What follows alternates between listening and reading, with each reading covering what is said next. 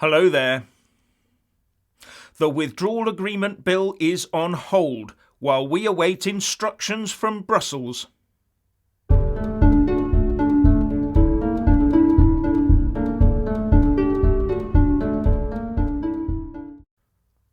Last night, MPs in the House of Commons decided to vote for the Boris Johnson Withdrawal Agreement Bill.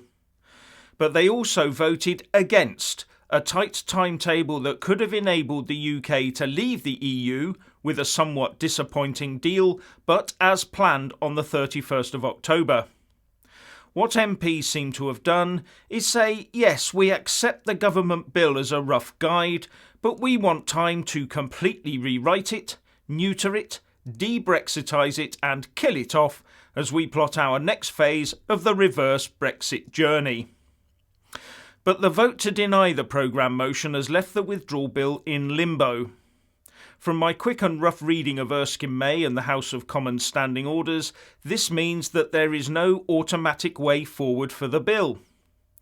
I think it may be stuck in limbo until someone, presumably government, takes ownership of it and puts forward another motion for it to proceed.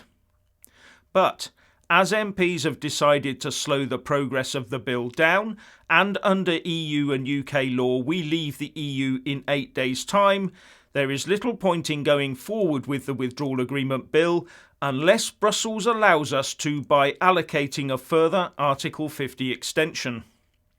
So the government is doing the right thing by sitting on the bill while they ramp up their no-deal Brexit preparations in case the EU 27 hopefully decides they've had enough of us. So what MPs have brilliantly done is once again hand to the EU the reins of power over the future of our country. Right now, because of the failure of MPs and Parliament, the future of the UK is totally in the hands of Brussels bureaucrats and the leaders of 27 other countries. Our own government and Parliament are basically powerless to act without say-so from the EU. And that is the point that must be rammed home to every voter in the UK. Oh, how low those Remainer MPs have dragged the UK. But be in no doubt that dragging the UK down to enable continued subservience to the EU was always their intent.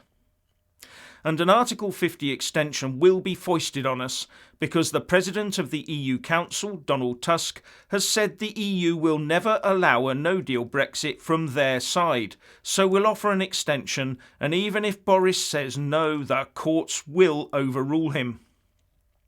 The only way out is to use the extension to have a general election and clear out the Remainer dead wood. But we know that under the Fixed Term Parliament Act, to get a general election it would either take an unresolved motion of no confidence in the government or 434 MPs to vote for it. And given the current makeup of the House, it is hard to see either of those occurring. I think the government will have to table a motion for a vote on having a general election under the Act anyway, and see it fail for a third time, before then tabling a simple motion to pass an Act of Parliament via a one-line bill for a one-off early election to bypass the requirements of the Fixed Term Parliament Act.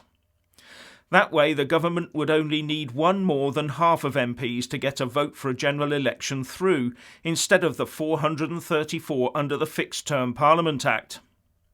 And if we're already in a 3-month Article 50 extension period by that time, then there is no excuse for MPs to not vote for a general election, or to add any silly amendments to the general election bill to have second referendums and the like.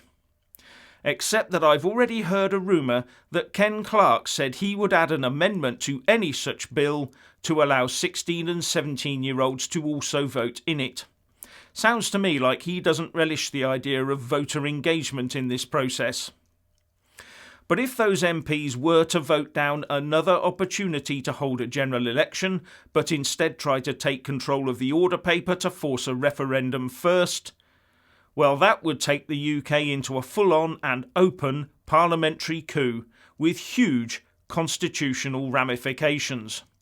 But, and I'll reiterate the point, But there's nothing we can do until we know what the EU requires us to do. Anyway, what do you think? Please share and comment, and thank you for watching. Please do like and share this video, and also subscribe to my channel. And when subscribing, please do remember to press on the little bell next to the subscribe button. That way you'll get an alert every single time I put up a new video. And thank you very much for watching.